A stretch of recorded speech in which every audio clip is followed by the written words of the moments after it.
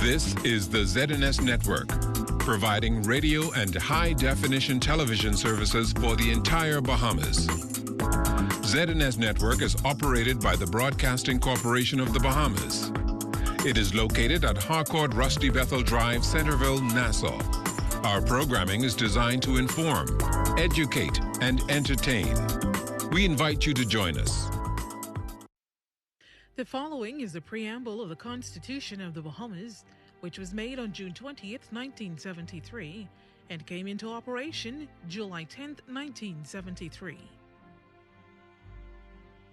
Whereas 481 years ago, the rediscovery of this family of islands, rocks and keys, heralded the rebirth of the New World.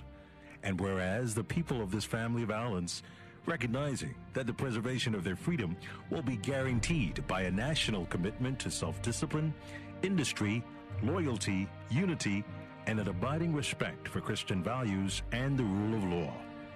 Now, know we therefore, we the inheritors of and successors to this family of islands, recognizing the supremacy of God and believing in the fundamental rights and freedoms of the individual, do hereby proclaim in solemn praise the establishment of a free and democratic sovereign nation, founded on spiritual values, and in which no man, woman, or child shall ever be slave or bondsman to anyone, or their labor exploited, or their lives frustrated by deprivation, and do hereby provide by these articles for the indivisible unity and creation under God of the Commonwealth of the Bahamas.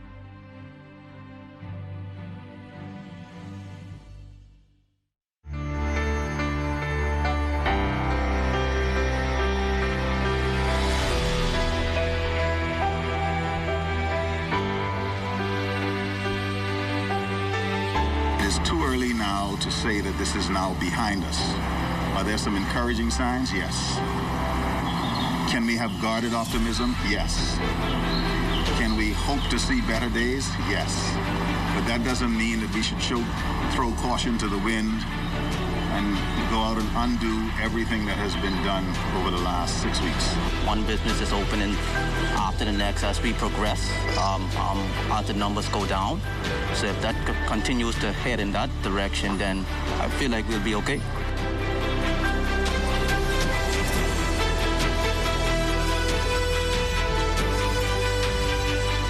Tracking quarantiners inside into CARICOM's efforts to rebound post-COVID-19 and Bahamians in lockdown speak out. Good morning, everyone. I'm Akush Lopinda with your morning edition. Health officials exploring innovative ways to track the hundreds in quarantine, but may still be moving up and about in the community. It's part of the overall plan to curb the spread of COVID-19 in the country. Minister of Health Dr. Dwayne Sands gives us further insight into the new technology being sought. The app that we have chosen actually has the ability to create a boundary, a virtual boundary. And if you go beyond that boundary, it sets off an alarm. If you travel to an area like a food store, a pharmacy, a bar, a restaurant, whatever, that can be pre-loaded into the software so that we know where people are. Well, according to the minister, here's what's also being considered. Some people may decide, well, I'll just leave my phone at home and go out into the community. So there are other alternatives, looking at bracelets, which are not removable, so that for those people who have demonstrated that, look, for some reason that phone is stationary for hours on end and they're not napping, there are other alternatives that we have to look at. Well, our Lloyd Allen spoke with the minister just minutes ago. He first shared with us what he hopes come out of the extended lockdown. We certainly like to see further flattening and extension of the period when we do not see any significant number of cases. We have been very pleased with Grand Bahama. I think it's now 19 or 20 days since their last confirmed case was reported. The other family of islands, fortunately, we have seen no cases of COVID-19. And with guarded optimism, we look at New Providence, and no new cases. Of the many persons that we would screen on the weekend, there were no new confirmed cases. We had one person already known to be COVID positive who has not yet stopped shedding virus. And so we're pretty pleased about that. Now, we've been hearing a lot from local and international representatives on the need to get back to work, but keeping this virus in view, are officials talking about what protocols for public spaces might be in line with universal precautions? Yes, we are. I think we have to not only pay attention to immediate short-term planning, but medium and long-term planning, because the impact of COVID-19 has not only been a health impact, but there has been a dramatic negative impact on the economy. We cannot sustain this scenario. But as has been seen in other countries who have relaxed their lockdowns prematurely, they have come in with a second wave of infections in some countries. A good example, northern Japan, found that they had to go right back into lockdown. So we want to do this thing deliberately, methodically, carefully, so that when we recover, we come out bold, we come out strong, we come out kicking, we come out screaming. Now, moving forward, to date, we have had 23 recoveries. And in the past, like during the 1918 Spanish flu, plasma from recovered persons were used to treat the virus. Is this an option health officials can utilize should a patient request? There have been some small studies looking at convalescent plasma, a very old treatment, as you've noted. Like all of the other therapies, this therapy is being subjected to the gold standard of medical evaluation, which is a randomized prospective trial where you compare one treatment to another or one treatment to placebo and then determine whether or not that good idea actually works and is safe. The preliminary studies demonstrate some benefit. However, those studies are not big enough nor controlled adequately to make sweeping generalizations. Like azithromycin and hydroxychloroquine, like interferon, like all of the other therapies, ivermectin and others, we are hopeful that there will be a therapy that will emerge that will be a game changer. As of the 29th of April, 2020, there are no game changers out there for COVID-19. Well, Grand Bahamas Health Services remain at the heart of the fight against the pandemic. The hospital, though, has been working with diminished capacity, and that's since Hurricane Dorian. This past weekend, the facility suffered another setback during a freak weather condition. Jamila Missick gives us an update. Grand Bahama Health Services Administrator Sharon Williams says the impact that Sunday's weather had on patients and staff under tents provided as a hospital facility by the Samaritan's Purse cannot be downplayed, as it is a grave concern. What we would have done for that present evening following the storm, when we could have gotten some assistance in, we would have removed those patients and staff from the tent because, of course, the weather was predicting for another storm that night.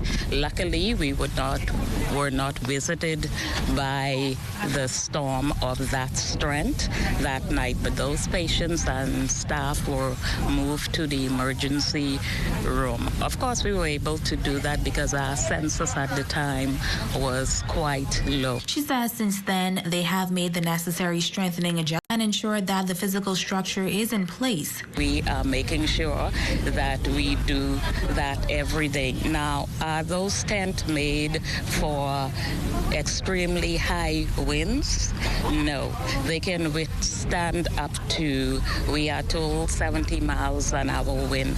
So what we must do for the future is watch the weather very closely to see where the predictions are, what what they are saying about the wind strength, what they are saying about hurricanes that are threatening us, and make sure that we move our staff to various facilities that we have identified. Now, Williams admits that renovations to the hospital have been progressing slowly, but there has been discussions with the government and PHA management to ensure that the renovation process is sped up to meet their timeline of the beginning of the hurricane season, and if not, shortly thereafter. We, as we indicated, have also identified additional facilities that we may be used in the event that the hospital facility is not totally prepared once we're ready to move in the next few weeks. She's commending the staff at the Grand Bahama Health Services for all of their hard work and dedication to service. Our staff in Grand Bahama Health Services are troopers. No matter what we throw at Grand Bahama Health Services, we make plans and we push through and make sure that our community and our patients are safe within our care. So I want to say a big thank you to the staff of Grand Bahama Health Services for all the effort that they have been putting throughout Dorian, through the impact of Dorian, through the COVID, and then again through the small storm that visited us on Sunday. Jamila Mizik, ZNS Network News. Meantime, revitalizing the cruise ship industry, a primary component of the Ministry of Tourism's post-COVID-19 plan. After all, the Bahamas recently recorded breaking numbers for cruise ship passengers. Little wonder then why Minister of Tourism and Aviation, the Honorable Dionisio de Aguilar, is optimistic about the industry's return here. Well, I think the cruise ships will address this issue. I'm almost certain that they'll have to do some sort of testing for people before they get on the cruise ship. And once they get on the cruise ship, they will feel relatively safe. And then we'll figure out, okay, when they come to a destination like Nassau, I'm sure we'll have our checks as they come ashore. We'll ask them to exercise social distancing, washing hands frequently, as they move about Nassau. Just to ensure that they remain safe. Yep. And then they'll get back on their cruise ship and go on their merry way. I think when people start cruising again, though, that they will probably take advantage of the 3-day cruise or the short cruise. Mm-hmm. Well, the tourism minister's comments came during Travel Pulse Canada's Facebook Live series yesterday. At the time, he told Canadians of the strategy to welcome visitors back to the Bahamas post-COVID-19. All of the hotels are involved in crafting a strategy. All of our ports are involved in crafting a strategy. They're talking to the airlines. They're talking to the cruise ships. All of them are trying to come up with a program and a process to allow this to flow smoothly and for people to feel comfortable when the time is to pull the trigger. Well, still to come, we hear from the president of the Grand Bahama Chamber of Commerce on the newly formed Economic Recovery Committee, which he's a part of. You're watching the Morning Edition. Stay with us.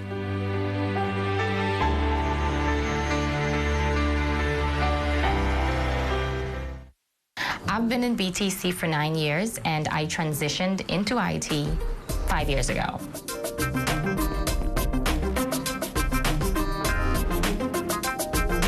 I currently support our billing application, and I interact with CSRs to ensure that all of our customers' needs are met. I like the fact that my job is challenging.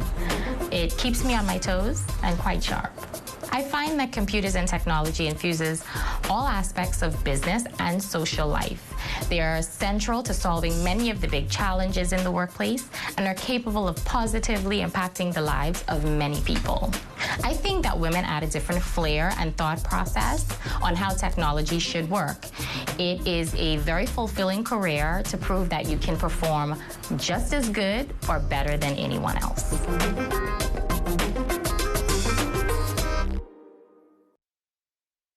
Welcome to Sunshine Auto, your hottest place on the planet for rims, tints, tires, and auto sales. We are your auto superstore for rims, Lexani, Azaras, Trueform, Weston, Lux, Fuel, track life, tough, rough racing, velocity, mud, all-terrain, and low-profile tires. Cars, homes, and commercial window tinting. At Sunshine Auto, we put God first and customer is king. Blessed luck. That's how rough riders roll.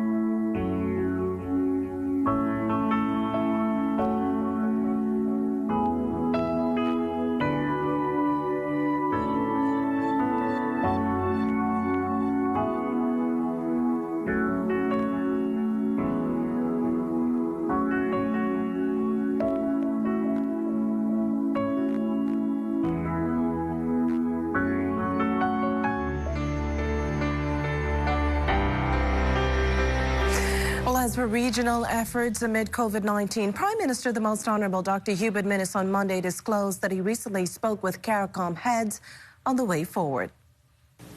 But over the weekend, on Saturday and Sunday, I would have been in communication. I've spoken to the Prime Minister of Barbados, who is the chairman of CARICOM, and I would have spoken to the Prime Minister of St. Lucia, Alan Chastanet, who are working aggressively and progressively to institute and to complete the CARICOM plan with respect to opening our hotels and having our airlines flying not only domestically but internationally. And I'm happy to announce that our Bahamian professionals from tourism and Airport Authority, NAD, are also involved in establishing international protocols so that our hotels and our tourism product can be jump-started.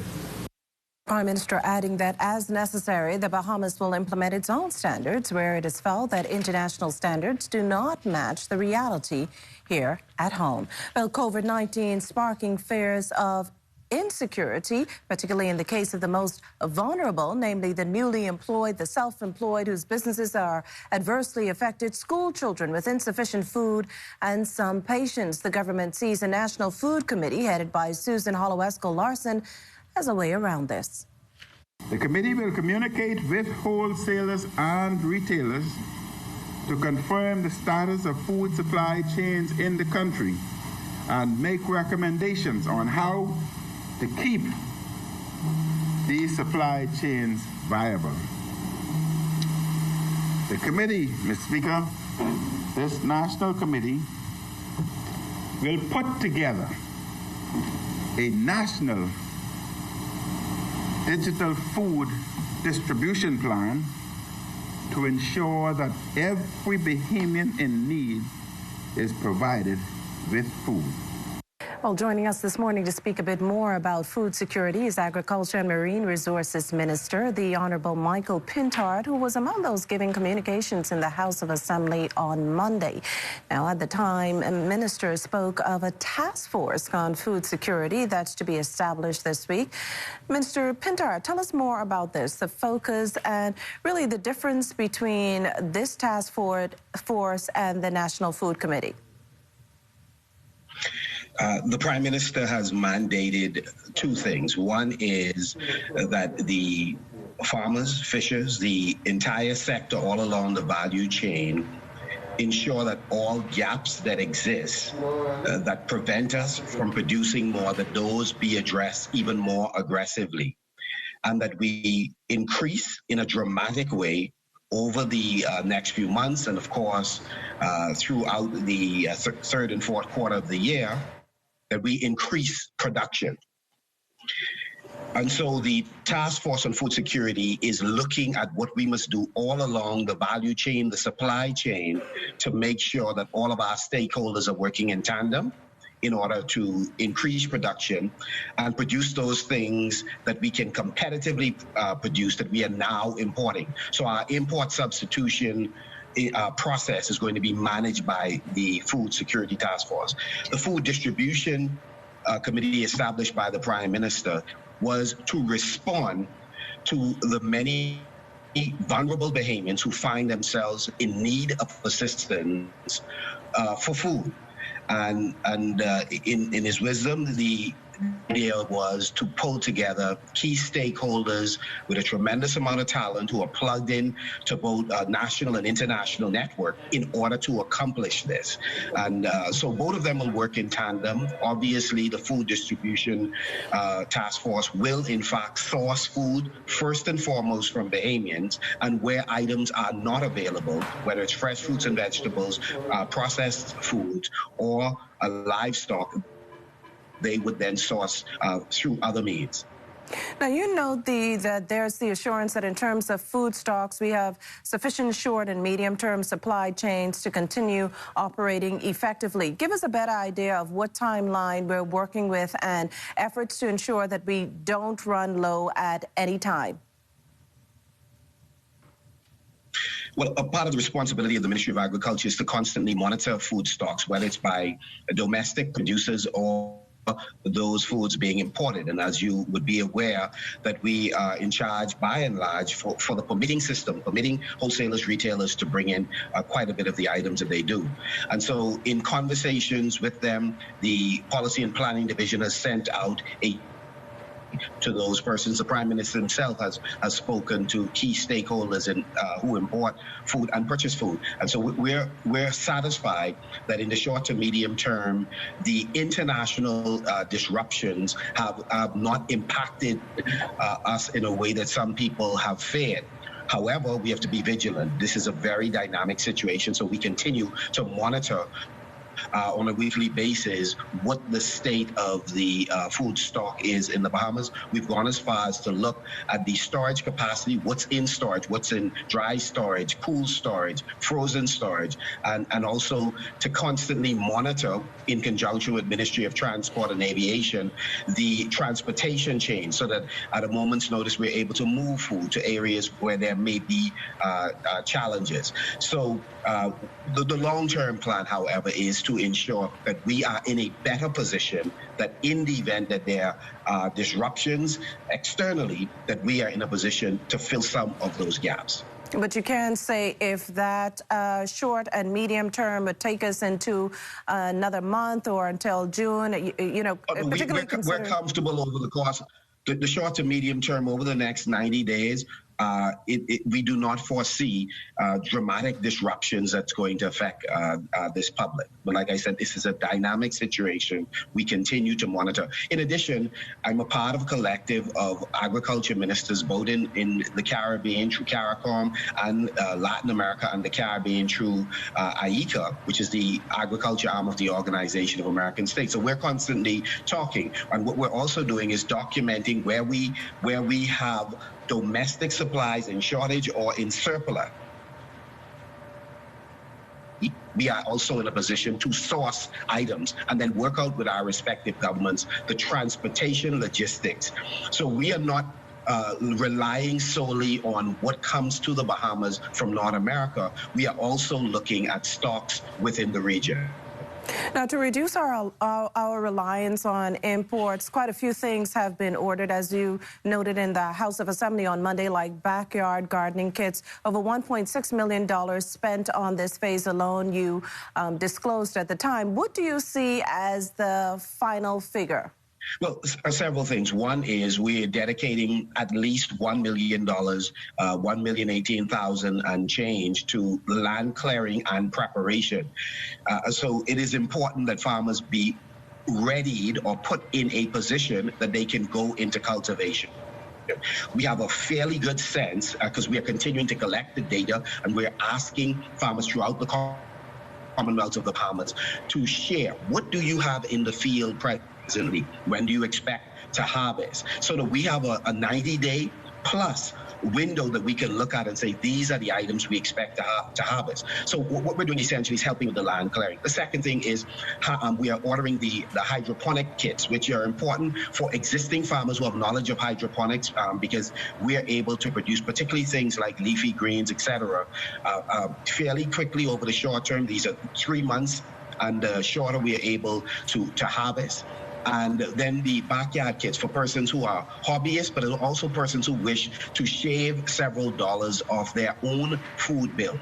That combination, we believe, is important. In addition, there are persons who we have already been engaging about in terms of setting up small aquaponics systems using fish or some protein, some species, tilapia or otherwise, to use the waste in order to grow, again, leafy greens and other items.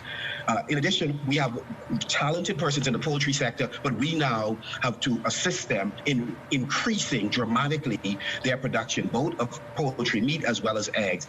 And so we have ordered already 7,000 layers, 2,000 of that number, which is produced by a local producer, will be distributed to the Family Islands, and the 5,000 will go primarily to New Providence. We are now ordering an additional 7,000 from overseas, and to give you the timeline, ordinarily when you order, it's about 3 weeks, so you could say 4 weeks, and then you seek to get them on shore and then immediately do the distribution. We also have to assist the sector in increasing their capacity to hatch, and so there are at least 2 notable hatcheries in New Providence, one in Eleuthera, and others we are reaching out to who are doing it on a small scale. We now need to help them increase their capacity so that we can produce more eggs. With less than 3 years, the Bahamas can be self-sufficient in egg, but it has to be a collective effort. Now, you talk about cultivating. What plan is there to ensure there's minimal chance of mailboats damaging products and a timely delivery of these products? Well, again, one is working with the Ministry of Transport and the Mailboat Association to look at the storage capacity.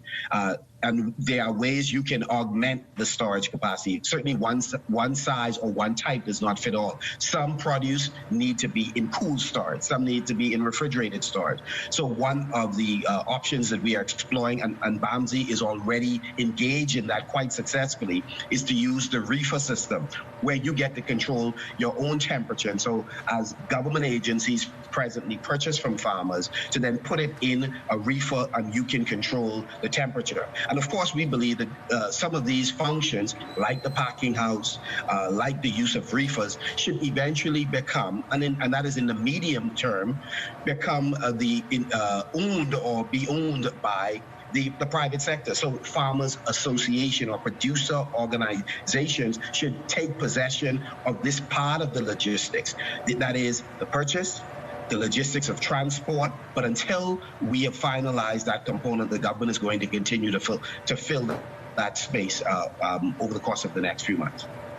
Well, thanks so much for joining us. Once again, that was Minister of Agriculture and Marine Resources, Michael Pintard. Thank you so much, Mr. Pintard.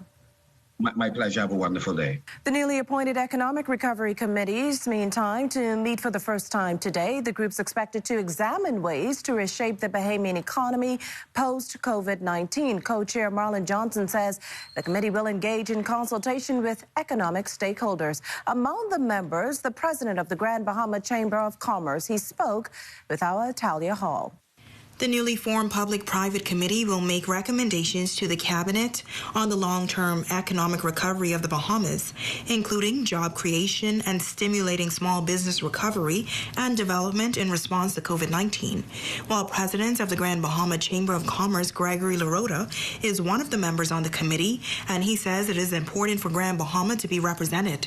We have always, on Grand Bahama, talked about the fact that we need persons from Grand Bahama who are on the ground and who are in touch with what's going on, the specific issues that Grand Bahama has and challenges. And we needed to be in a position to put that on a national level. And so now, with Grand Bahama having that spot on the committee, we really need to get together as a business community and make sure in all the different sectors that we are making contribution to what needs to happen from the national level. He says Grand Bahamians can be assured that they can use him as their voice. But I'm only as effective as the participation of the stakeholders on Grand Bahama. Yes, I have some ideas of my own, what we need to be looking at and what we need to be doing. But I don't nowhere near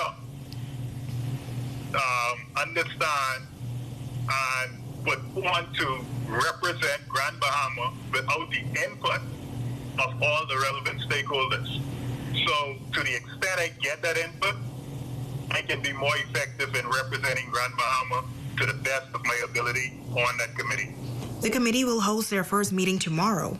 Now, Lorota says it is his hope that at the end of this initiative, the economy of Grand Bahama becomes vibrant. To see us come with a national plan in terms of growing and restoring the general economy of the Bahamas, one that would go beyond politics, one that all sides can buy into, so that in the future, even if there are changes in government, we're still committed to a plan going forward that continue to grow instead of resetting every time a government change. The Prime Minister says he's looking forward to the ideas, policies, and programs that the committee will recommend to help the Bahamas recover and to create jobs and more entrepreneurial opportunities for young people as well. It's Halia Hall, ZNS Network News. Coming up, we find out what you have to say on the extension of the national lockdown.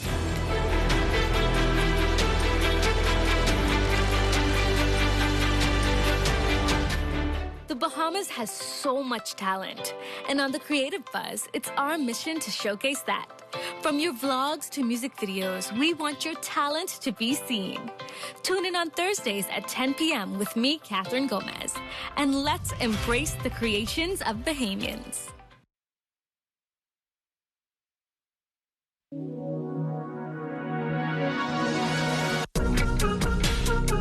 Let's stay COVID-free.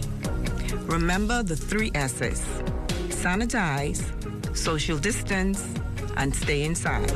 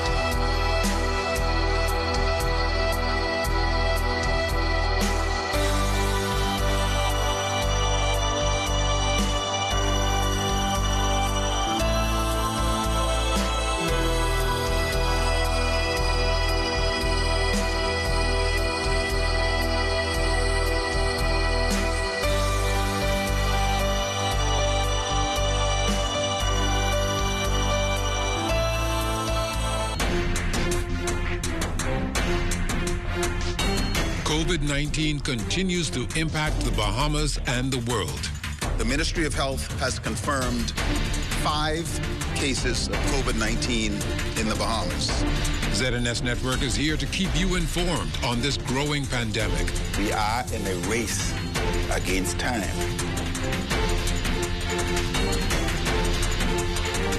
With team coverage, hourly updates, news, and special reports with information that is important to you. ZNS Network is your best choice for COVID-19 coverage. No other station covers the Bahamas better. As our nation responds to the COVID-19 pandemic, BTC remains steadfast in its commitment to you, our customers. As we follow established protocols, remember, you can reach us through our call center, the MyBTC app, and our website. Our mission is to keep you connected to the ones you love. We've weathered storms of all kinds together and have proven that resilience is in our DNA. We are BTC.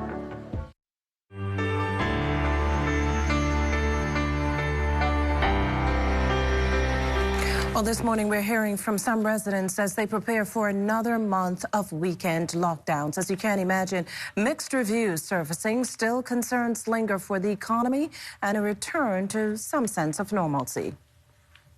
Because of health conditions, people want to get back to work. The economy is bad as it is, honestly.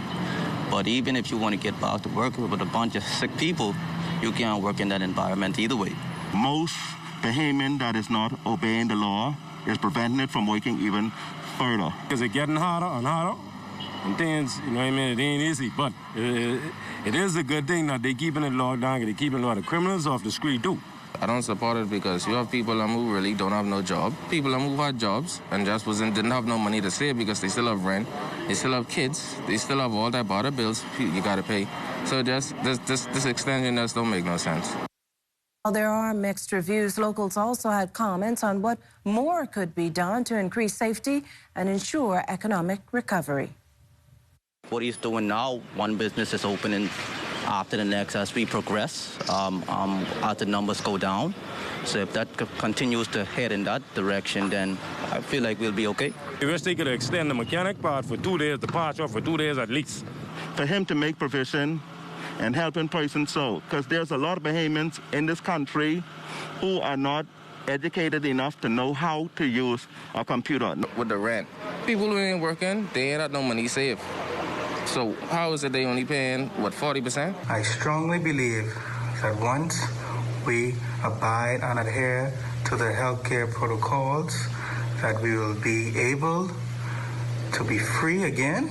So the mass testing needs to happen so we can know where we are as a country. Well, as health officials fight the COVID-19 pandemic, a national effort's underway to drum up blood supply. That drive underway at this hour at the Thomas A. Robinson National Stadium. Our Lloyd Allen is there. Lloyd? Yes, good morning, Makushla. Good morning, Bahamas. What you're looking at is a drone shot over the air of Thompson Boulevard. This is near the National Stadium. This morning, between the hours of 8 a.m., 5 p.m., a national blood drive is set to be on the way, where officials from the Ministry of Health and the Public Hospitals Authority, their goal is to collect 100 units of blood. Now, obviously, throughout the course of the day, several dozen persons are expected to come out, and several dozen persons are also here to assist with this initiative. Speaking with us this morning is one of the lead coordinators, Carlisle Bethel. Good morning, Mr. Bethel, and how are you? Morning. I'm doing well. As you mentioned, we have a national blood drive. A few days ago, the Minister Sands, said that one of the best ways that people can help and give back is to donate blood. So immediately we jumped into action and put in place this blood drive. So obviously, it takes a lot of coordination this morning, and people are very concerned about making sure that social distancing is adhered to.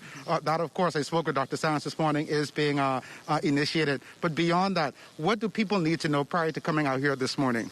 Excellent. So the team at the Ministry of Health and at PMH has been extremely hands-on throughout the entire process. So we have a number of steps that are there to ensure that those measures are taking place. So, for example, we had to find a large area where we could have the 6 feet distancing. That's why we're here at the National Stadium, away from the hospital.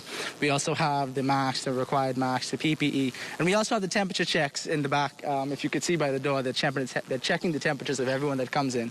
We have a great team of doctors, a great team of team leaders from the PMH, from the blood bank, and so I think we'll have a wonderful event. I think we'll hit our 100 goal. And speaking about that goal, again, there's a pre-screening for persons coming out as well. Talk to us about that process. So the pre-screening actually takes about 2 or 3 steps. So the first step of the pre-screening is you come to the door, they check your mask, they check your temperature to make sure that you can pass that step. Then you get inside the doors, and that's where they fill the questionnaire. We have a lot of people that have joined the appointment queue, which makes it a very smooth process as well. After the appointment queue, after they've checked you off the list, then you go and you fill out the questionnaire. The details about you as someone who wants to give blood. Then you head to the back, you give your blood. Afterwards, you get a cold Vitamol, cold water, and then you get a nice, wonderful bag by Alive that's been donated. You said a cold Vitamol. A cold Vitamol. A cold Vitamol. Ain't no Guinness today. Now, obviously, this is a very important step for the Public Hospitals Authority. 100 units of blood. What is this in aid of? So this is an aid because the hospital still has to operate.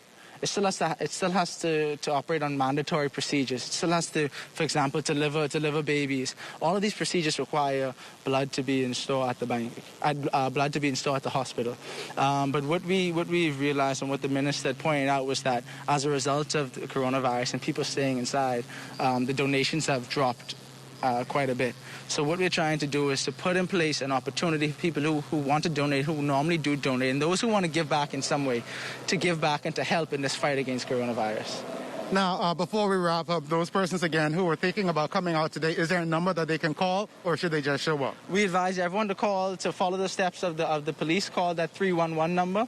Tell them that you're coming here to donate blood. If you have an appointment already, you just show them the appointment and come on down, and we'll have you sorted out and get you in and out quickly.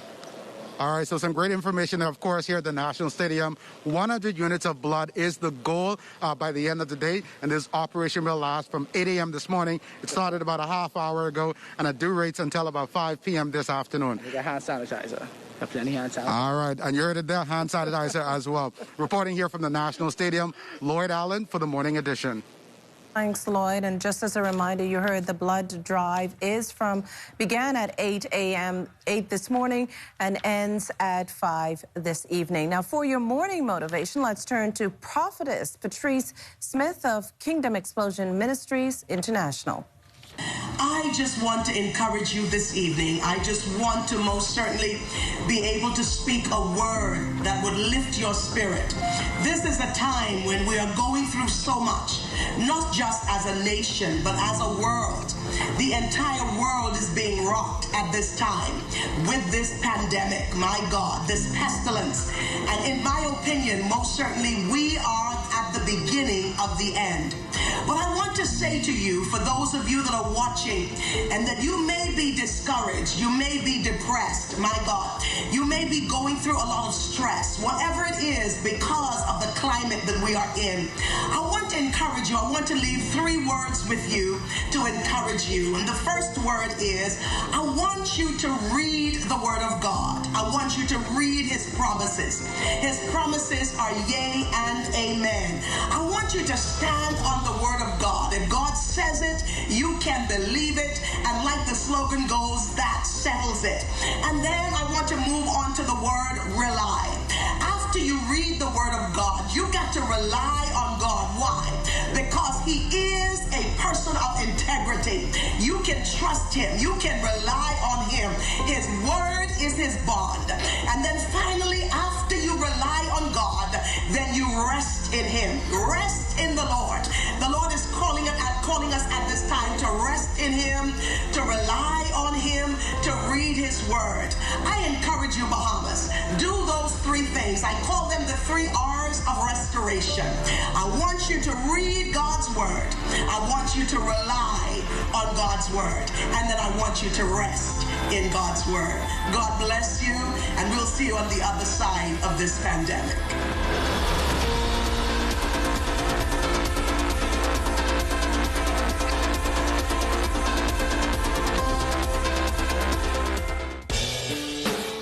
Now you can watch the ZNS network of channels absolutely free.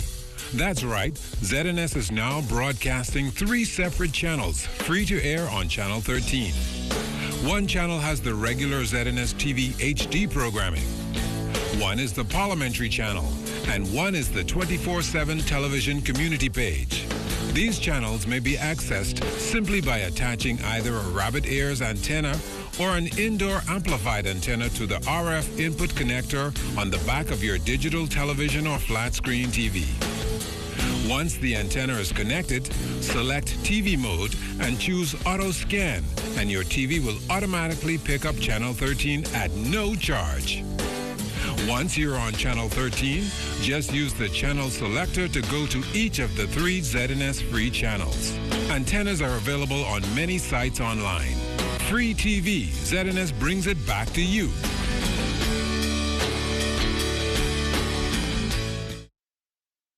Hey, it's me, Julian Believe. Let me tell you something. This coronavirus pandemic is serious. I believe in you, and I know you believe in me. So let's social distance. Let's wash our hands. Let's stay at home. And if we have to go out, which we shouldn't, but maybe if we have to go to the food store and it's 1 person per household, we should stay away from large crowds, and we should be 6 feet apart from any person. If you do your part and I do my part, then we can fight this and get through this together. I believe in you, so believe in me. And let's fight the coronavirus pandemic. Believe in yourself. That's the motto. That's where we should live.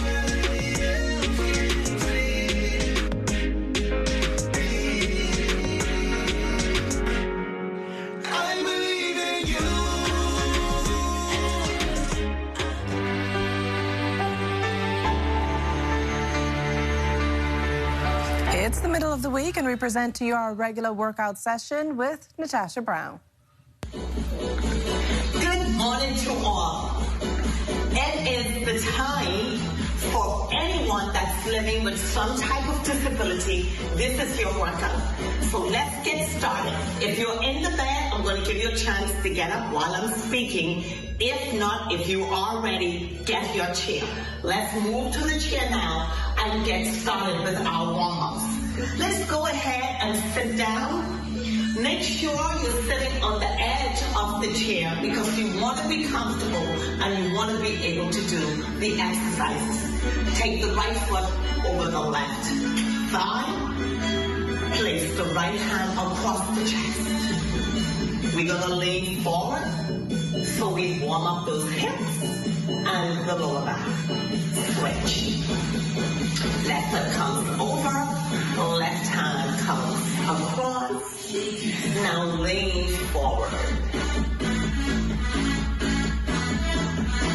Very good. Okay, go ahead and place the feet together. We have toe raises. And you want to be able to do these for 15 to 20 reps. But because of the time, we will only do 8. Great. If you're standing and you want to, place the feet together. Come all the way up on the toes. Take it back down to the heel. Make sure you keep the body nice and tall. You don't ever want to be slothful in your movements. Last 2. And final 1. Good job. Hold it right here. Getting right into the routine. Let's go ahead. Place the feet where it's comfortable. Make sure you are slightly leaning forward. Again, open the hands up to the sides. Let's touch it. Take it all the way to the toe. 3, 4. I need 4 more. That's 4. Arms come all the way back up. 3, 2, and 1. Great. Bring it in just a little closer. Place the fingertips right behind the ears. Elbows up. Let's take it into good mornings for 5. Again, keeping the abs nice and tight. Back straight. Great. That's 2. 3. 4. I need 1 more. And 5. Now we'll set this up to a running motion sitting. Alright? So just bring the knees up and allow the hands to go back in flowing motion. If you want to stand up, bring the knees all the way up as best as you can. If for whatever reason you're not able to get it all the way up, some type of movement will be good enough. Because again, we are warming up the body and we want to make sure that we don't bring injury to ourselves. Great. Now if you're able to stand up to the chair, let's go ahead and do leg raises. 15 per leg. Let's switch to the other side. This 1. We only do it 5. 2. Make sure body tall. 3. 4. And 5. Great. Now, if you want to, you can take 1 knee forward into the chair. Right here. For 4 more. 3, 2, and 1. And now for our final exercise, let's go ahead. If you are able to lean, go ahead. Make sure you may have a cushion in the chair to support your elbow. Extend the right leg off to the side. Take the right hand and just relax it here as you bring the knee into the chest. Very good. 1 more, and we will demonstrate the other side. Turn sideways here. Make sure you're comfortable. Hand is comfortable. 4, 3, 2, and 1. Awesome. Until next time, I am downtown Natasha Brown, keeping you fit, healthy, and energized. Tomorrow's workout is geared for our recycled teenagers, our senior citizens. Remember, if you are out and about today, please take your mask. If not, stay at home. Enjoy.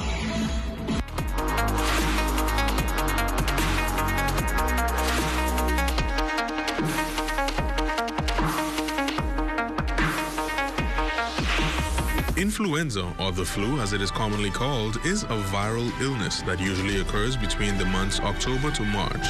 The virus is transmitted from person to person through coughing, sneezing, or talking. Symptoms include fever, cough, headache, runny nose, generalized body aches, and fatigue. There is no specific treatment for the flu, and the symptoms usually dissipate after 3 to 7 days.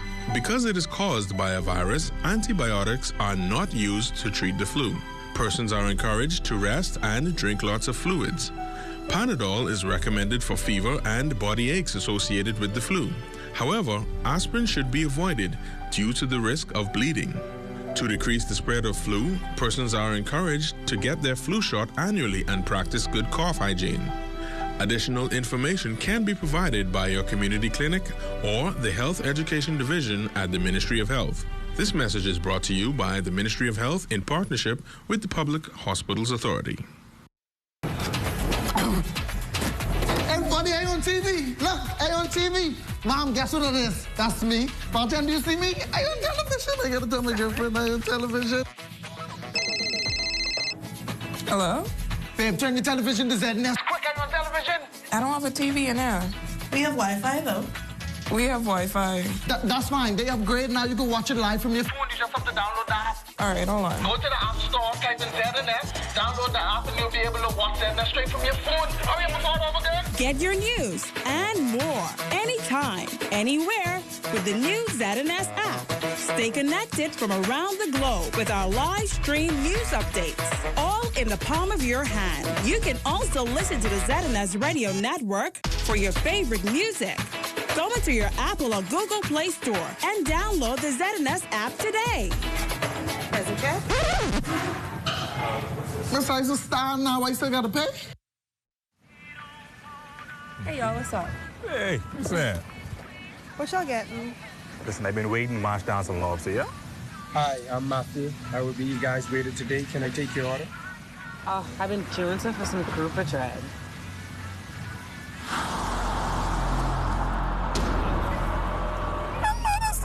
Y'all see this?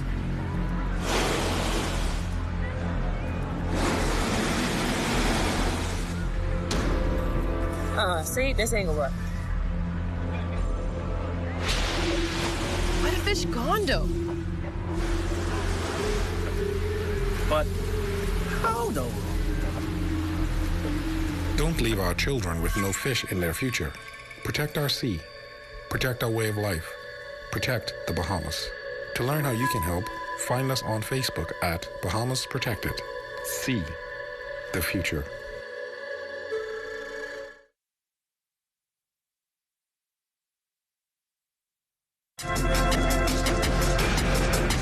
This weather report is sponsored by Bank of the Bahamas, the bank of solutions.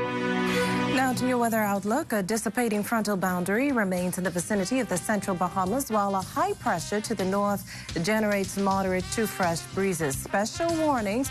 Mariners should continue to be alert for the risk of rip currents, especially along eastern shorelines. In all areas, the weather is partly cloudy, warm and breezy today with a chance of isolated showers, mainly in the central Bahamas near the frontal boundary. A small craft caution is in effect. Winds east to southeast at 15 to 20 knots over open waters, seas 4 to 6 feet over the ocean. There's a high temperature today of 88 degrees Fahrenheit and a low temperature of 73 degrees Fahrenheit. Now time to those home videos we continue to enjoy. My name is Jasmine Storr. I go to Central Christian Academy. I go to all my workers for keeping us safe. I go to all Prime Minister, the most honorable Dr. Uber Minute, for your leadership. God bless you. My name is Rory Starr. I go to Central Christian Academy. Thank you for all the frontline workers for risking your lives for us. We salute you. Thank you to our Prime Minister, the Most Honorable Dr. Uber Minute, for your strong leadership during this pandemic. God bless you.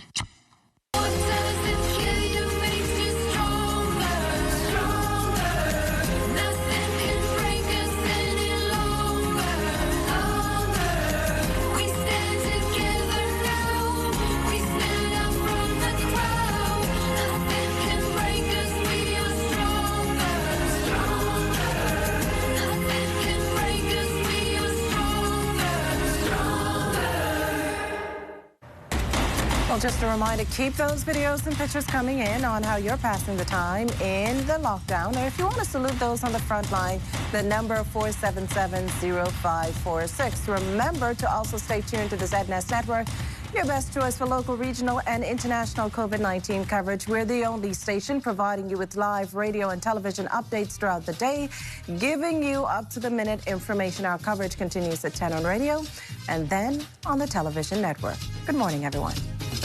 I used to know that you loved me before. I used to know that you cared.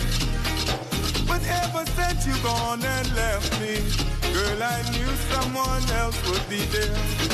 But you got me thinking, you got me thinking, Lord of mercy. You got me thinking, girl, but the good times we had. Think about that now, watch this. I used to like the way you treated me before. I used to like the...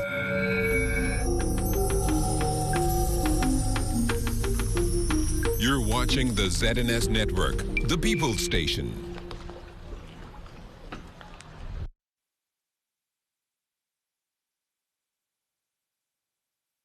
afternoon, everyone, and welcome. We have an opportunity today to really get a good sense of what's happening in the Caribbean as a result of the coronavirus and COVID-19, however we refer to it. We have today on UE TV, we have the Acting Secretary General and CEO of the Caribbean Tourism Organization, Mr. Neil Walters. With us also the Director General and CEO of the Caribbean Hotel and Tourism Association, Mr. Frank Comito. We're also delighted to have with us Dr. Michelle McLeod, who is the head of department and program director at the Center for Hotel and Tourism Management here in the Bahamas. So welcome, everyone. I think over the course of the next hour, we're going to just talk a little bit about Caribbean tourism. Needless to say, this is probably the biggest blow ever, well, certainly in our lifetimes, of Caribbean tourism, where so many of our source markets have shut down, so many of our destinations are shutting down or have shut down, and so it has a tremendous effect on tourism, which is necessarily a personal service business. So needless to say, when people start talking about social distance, things start talking about shelter in place. You can talk about some people working remotely, but certainly there's no such thing as a part of our business ever working remotely. So I really want to begin with Neil Walters, the Acting Secretary General of CTO. And Neil, I believe we had a great pleasure last year of having the best year ever, Caribbean tourism in terms of numbers. And now we find ourselves in a completely different situation. Can you describe for us a little bit of where we are at the moment? Vincent, and thank you for this opportunity. First, let me say, before I start to say anything, that the Caribbean Tourism Organization's priority is the safety and health of the Caribbean, people of the Caribbean, and visitors. So, taking what Vincent said into consideration and everything, we have seen the closure of countries' source markets. We've seen the closure of the ports in of our member countries. We've seen the limited airline schedules and the berth cruise. So I think it's safe to say, in the absence of info at this time, that the tourism is severely impacted by COVID-19. Our members, where we get our information in terms of arrivals and expenditure and so on from, have been not necessarily slower than usual in reporting to us. So we don't have a firm picture of those numbers, but clearly we can tell that tourism is being severely impacted by COVID-19 at this time. I think that's the fairest assessment that we can make. Yeah, well, that's certainly the view of the public sector side. We'll ask Frank for his views on the private sector side. Obviously, both of them have to work very much together, but if the private sector operations are not open and operating, we have severe issues. Frank, so just give us a sense of where we are at the moment. Sure. I mean, we actually started coming back in January and started readiness activities with some of our partners at that point, including the Caribbean Public Health Agency, working with CTO, as well as the Global Tourism Resilience Center out of UE, based housed through UE in Kingston. What we've been doing is gauging. I mean, we're doing a number of readiness and monitoring activities, but in terms of the impact in the industry, we really didn't see a massive impact until a couple of weeks ago. Until about 2 weeks ago, there was maybe 6-7% drop in occupancies and advanced bookings. As the travel advisories started increasing, obviously we started seeing a whole lot more, starting with in particular with Italy, and then as it spread throughout Europe and now into the U.S. and so on. With the reduction in air service, the travel advisories, the concerns of the public, valid concerns, we have seen an acceleration, a rapid acceleration over the past 2 weeks in not only cancellations and lack of access, but also closures, temporary suspension of activity, temporary closings by hotels in the region. You're going to see that ratchet up significantly over the next week or so as well. Well, certainly, we've seen that, and I'm sitting here in the Bahamas, and the announcement of Atlantis and Bahama, which collectively by far the two biggest properties, or Sandals. Michelle, from your point of view, I mean, what is it that you are hearing regarding the status and the position of tourism in the region? Thank you so much for your question, Vincent. You know, the Caribbean region receives over 60 million visitors, about 50% stayover visitors and 50% cruise visitors to this region.